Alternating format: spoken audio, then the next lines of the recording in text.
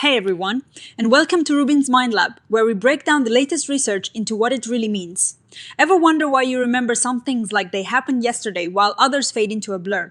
Today we're diving into how we actually see our memories and how that shapes who we are. Imagine you have a super important childhood memory. When you think back, do you see it through your own eyes, like you're right there again? Or do you imagine seeing yourself like you're watching a movie of yourself?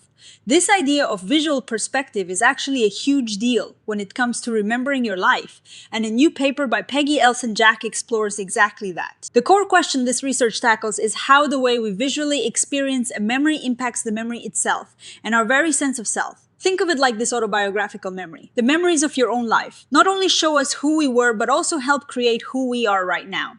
And the perspective we take when remembering, whether it's looking through our own eyes or observing ourselves from the outside, plays a critical role in this whole process. So the idea is that remembering isn't just replaying a video. It is more like we're actively building that memory each time we access it. And the viewpoint we choose, our visual perspective, is a key ingredient in how we build it. The author argues that this perspective isn't just a minor detail, it actually shifts how vivid the memory feels, how emotional it is, and even what story we tell ourselves about it. It helps us place ourselves in space and time within that memory. This concept of visual perspective really breaks down into two main ways we remember. The first is the own eyes perspective, which is like being there again, seeing things exactly as you did the first time. The second is the observer-like perspective, where you're viewing yourself in the memory, almost like an outside observer watching a movie of your past self. What is really interesting is that researchers have found these perspectives aren't just different ways of seeing, they actually change the memory itself. For example, remembering something from an observer perspective can make it feel less intense emotionally, which might actually be a helpful way to cope with difficult memories. The paper dives deep into the actual evidence for this. Looking at studies where people describe their memories, they found that when you naturally recall something, you'll often stick to an own eyes perspective for more recent events, feeling that sense of reliving. But as memories get older, or if they are particularly emotional or involve self-reflection, people tend to shift to that observer-like perspective. This isn't just random. It suggests that our brain is cleverly using perspective to manage our memories and our sense of self. It's like the brain has a tool to dial down intense emotions by changing how we view the event. And the cool part is, they can even manipulate this. Studies show that if you're asked to recall an event from an observer's viewpoint, it actually makes the memory feel less vivid and emotional. And this effect can even last when you recall that memory later. This is huge because it shows perspective isn't just a passive thing that happens, it's an active process that can change our memories over time. Almost like a built-in emotional regulation tool. Interestingly, this shift to an observer perspective seems to reduce the recall of specific internal details tied to emotions and thoughts, and weakens that personal connection we have to the memory. While it might make things feel less intense, it could also mean losing some of the rich personal meaning. So how does our brain pull this off? The research points to some specific areas in the brain that are key players. The posterior parietal cortex, especially parts called the angular gyrus, and the precuneus seem to be the command center for these perspective shifts. The angular gyrus is like a hub that brings together sensory information, emotions, and concepts to create a complete scene in our minds. It helps bind everything together so we can actually feel like we're there. Different parts of the angular gyrus seem to do slightly different jobs. The back part, for example, is more linked to vividness and that feeling of being there, while the front part is more about conceptual understanding and controlled retrieval. It is like a gradient, moving from abstract thought to really feeling the experience. Studies using brain stimulation even show that messing with the left angular gyrus can reduce how vivid memories feel and the likelihood of recalling them from an own eyes perspective. The precuneus, on the other hand, is crucial for figuring out where we are in that imagined space. It helps integrate visual information with our sense of movement and self-location, allowing us to mentally move around in the scene. When you shift your viewpoint, this area lights up. What's really fascinating is that these brain regions seem to be involved from the very beginning of retrieval. There is an early brain response when you're getting ready to adopt a specific perspective, showing that it's not just happening after the memory is retrieved, but it's influencing the retrieval process itself. So how does this all structure the memory and our sense of self? The paper argues that perspective isn't just a little detail of the memory, it's a fundamental part of how we organize it. When we remember from our own eyes, we're essentially re-embodying ourselves in that past moment. We feel that presence, that immersion. This own eyes perspective brings back those sensory and emotional feelings, making the memory feel more alive and real. It's like stepping back into your younger self. But when we shift to an observer perspective, something different happens.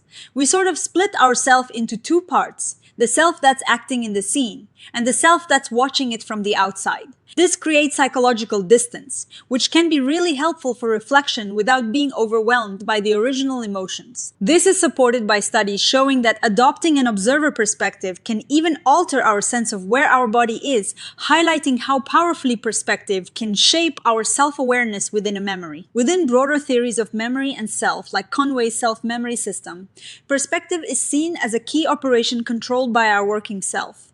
This working self is like the conductor of our memory orchestra, deciding how to access and process our memories to align with our current goals and feelings. Using an observer perspective can be a defensive move to distance ourselves from painful memories, while an own eyes perspective can bring back those important emotional connections. Interestingly, some people seem to naturally prefer one perspective over the other. Therese research on people who rarely use the observer perspective and instead consistently use an own eyes viewpoint. These individuals seem to have better detailed scene memories, suggesting that a stable perspective preference might influence how we encode and retrieve information. Philosophically, this relates to the idea of the I-self versus the me-self. The I-self is the immediate experiencing self, while the me-self is the self we reflect upon. Visual perspective provides the bridge, allowing us to move between being the experiencing subject and the observed object. Now, let's talk about how perspective changes as memories get older. This is where things get really interesting for understanding our sense of self over time. One of the most consistent findings is that older memories are more often recalled from an observer, like perspective, while recent memories are usually from an own eyes perspective. This isn't just about memories fading. As an event becomes more distant in time, it seems we naturally shift to understanding it in a more conceptual or interpretive way, rather than reliving the raw experience. This shift can be explained by a couple of ideas. One is semanticization, where memories lose their specific sensory details and become more like general knowledge. The other is abstraction, where we start to focus on the meaning and implications of an event, rather than the concrete details. Both of these processes tend to lead us away from the immediate, embodied experience of an own eyes perspective and towards the detached observation of a third-person view. Think of control level theory. As things get psychologically further away in time, we represent them in higher levels of abstraction, focusing on goals and identity rather than sensory details. Our visual perspective in memory mirrors this. Own eyes imagery is like a concrete, low-level control, while observer imagery is a more abstract, high-level control. This also has a big impact on our sense of self-continuity. When we use an observer perspective for past events, we tend to feel less similar to the person we were then. It creates a bigger psychological gap between our past and present selves. The paper really brings this together by talking about the temporally extended self. This is about how we integrate our immediate experiencing self. The I-self often linked to own eyes perspective, with our reflective self-knowledgeable self.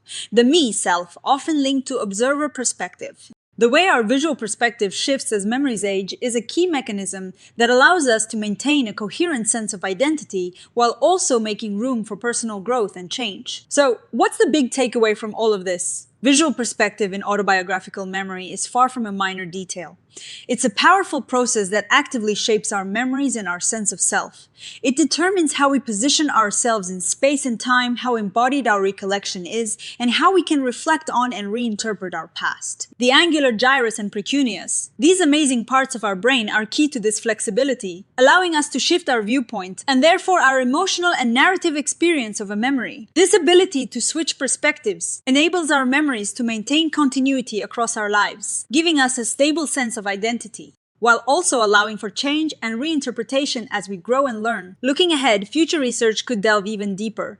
Longitudinal studies tracking people over many years could show exactly how these perspective shifts contribute to changes in our brains and our sense of self. And studying people who habitually adopt one perspective over another might reveal unique ways of self-reflection and self-awareness. Ultimately, this research shows that autobiography is not just a chronicle of events. It's a dynamic system where we are continuously reconstructing ourselves. Visual perspective is a fundamental tool in this reconstruction, deciding whether we encounter our past selves as participants or as observers, continually shaping and redefining our identity. What I find so exciting about this is that it really highlights how active and dynamic our memories are.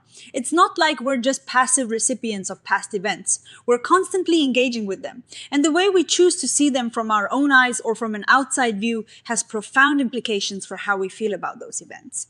And more importantly, how we understand who we are. For me, this is a great example of how understanding basic psychological processes can unlock deeper insights into our own minds. It makes me wonder about my own memories and how my perspective on them has shaped me. So, what do you think? Do you find yourself naturally shifting perspectives? Let me know in the comments below. If you enjoyed this deep dive into memory and self, please give this video a thumbs up, subscribe to RUBIN'S Mind Lab for more science explained simply, and hit that notification bell so you don't miss our next exploration. Thanks for watching, and I'll see you in the next one.